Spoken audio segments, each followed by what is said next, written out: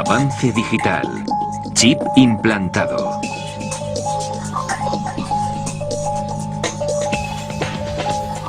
Olvidar las contraseñas del ordenador es algo muy corriente, pero puede que la solución esté literalmente a mano con implantes de chips de ordenador. Ahora, algunos fans de la tecnología en Estados Unidos se están poniendo chips de identificación por radiofrecuencia bajo la piel para poder usarlos para facilitar tareas cotidianas. El EM402 RFID Tag Q5 implantado en la mano de Mikey Sklar es tan pequeño como una ampolla de cristal que cuesta unos $2. Un médico realizó la operación en la cocina de Sklar. El chip seguirá activo durante unos 100 años.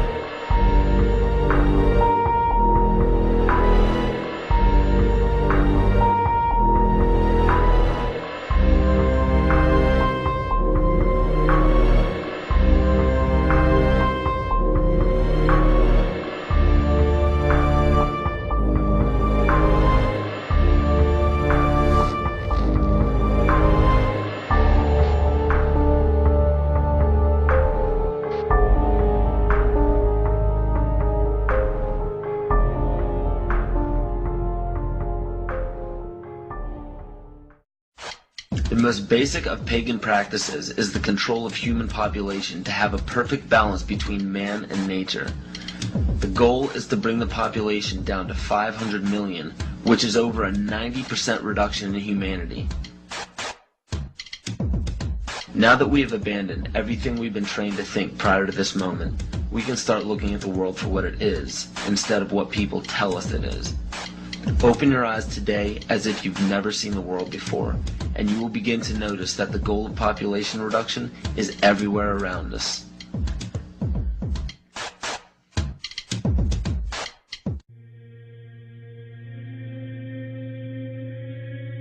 He who controls food controls the world. Well, they said in 1962, we're going to work toward total global implementation of Codex Alimentarius on December 31st, 2009. They were sort of guidelines. Now, Codex Alimentarius Commission is administered by the World Health Organization, WHO, and the FAO, the Food and Agriculture Organization. They fund Codex and they run it at the request of the UN. So they're mommy and daddy to Codex Alimentarius. In 1994, Codex, with no notice here in this country whatsoever, declared nutrients, put on your intellectual seatbelts, declared nutrients to be toxins. They're poisons. Under Codex, every dairy cow on the planet must be treated with Monsanto's recombinant bovine growth hormone. Furthermore, under Codex, every animal used for food on the planet must be treated with subclinical antibiotics and must be treated with exogenous growth hormones. If you do the numbers in the WHO FAO projections, the epidemiological projections, they estimate, not I, that just the vitamin and mineral guideline alone, when it goes into global implementation on December 31st, 2009, will result in a minimum of 3 billion, that's B, bad, big, billion deaths. 1 billion through simple starvation. Those folks who die are not particularly economically successful from the point of view of the corporations, but the next 2 billion, they will die from the preventable diseases of undernutrition.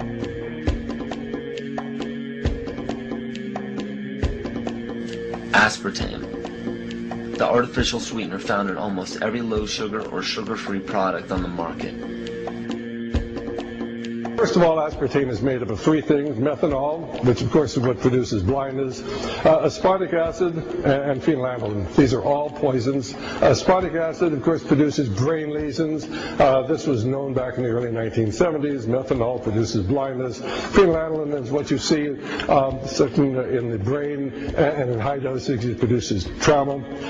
We're not making this all up. The FDA did publish back in, I think it was in the 80s, they did publish the 92 potential side effects of aspartame. You cannot go to the grocery store now and buy any type of even regular sugar gum that hasn't had aspartame added to it.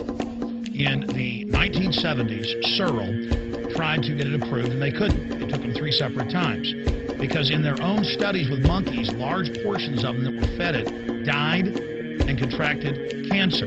Now we have mainstream news articles, and the EU has done a major study finding lower birth weights, early birth, and yes, miscarriages from women that drink aspartame-laden soft drinks like Coke Zero. What is aspartame? It is the fecal matter of the E. coli bacteria. They took it and genetically engineered it. They can feed it toxic waste, and then it defecates aspartame. And it has so many bad health effects, it's just unspeakable.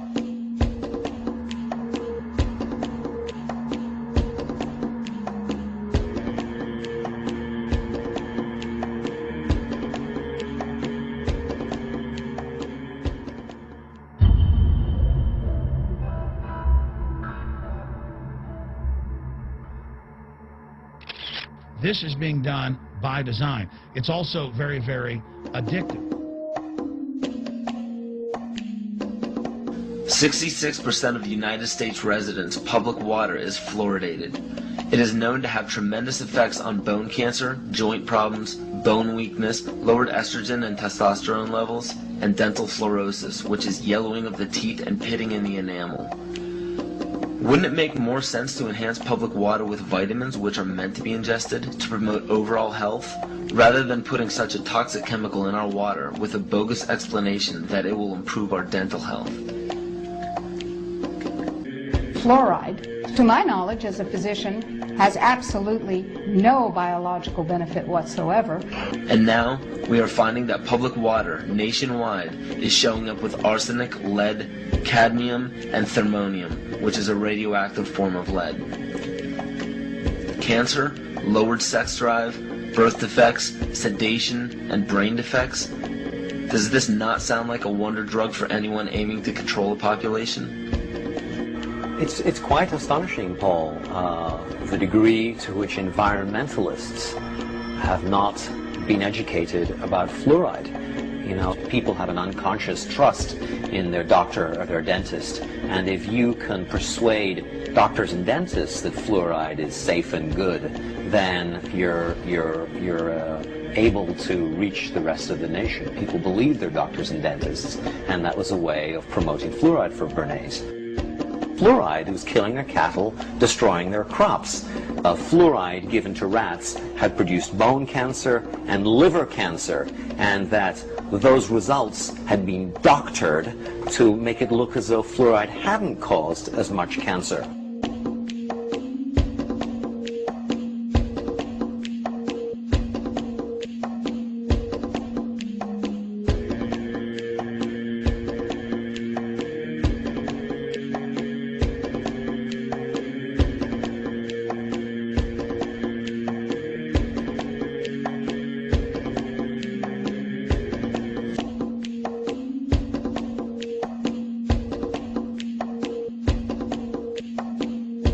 It is in tens of thousands of products. We can say no. We can stand up. But if you've got a neighbor giving fluoride water to their baby, please go over and warn them. If you've got a neighbor that's sitting there eating MSG-filled chips, one after the other, warn them. You've got a responsibility. If you know people that are feeding processed foods filled with GMO, warn them. And for God's sakes, don't give it to your own children. If you want to kill yourself, that's your own business. But don't hurt your children. Don't do this, ladies and gentlemen. You know cigarettes are bad for you. But just 20 years ago, the cigarette makers were getting up before Congress and saying it was a conspiracy theory that it was killing people. And then later it came out in their internal documents, they knew it was deadly. Ladies and gentlemen, I've seen the studies. Much of what they're putting in our food and water is far worse than even cigarettes, as bad as they are, one of the biggest killers in this country. This is a covert, soft kill operation.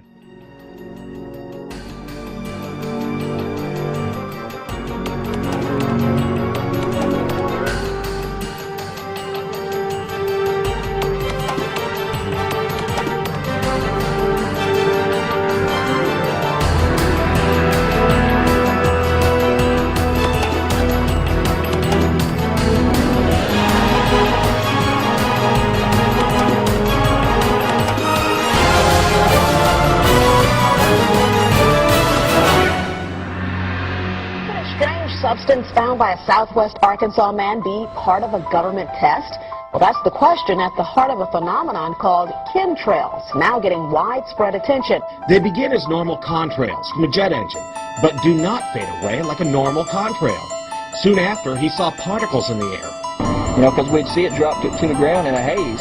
Nichols then noticed the material collecting on the ground. This is water and stuff that I collected in bowls. I had it set out in my backyard on my dad's pickup truck. KSLA News 12 had the sample tested at a lab. The results? A high level of barium, 6.8 parts per million, more than 3 times the toxic level set by the EPA.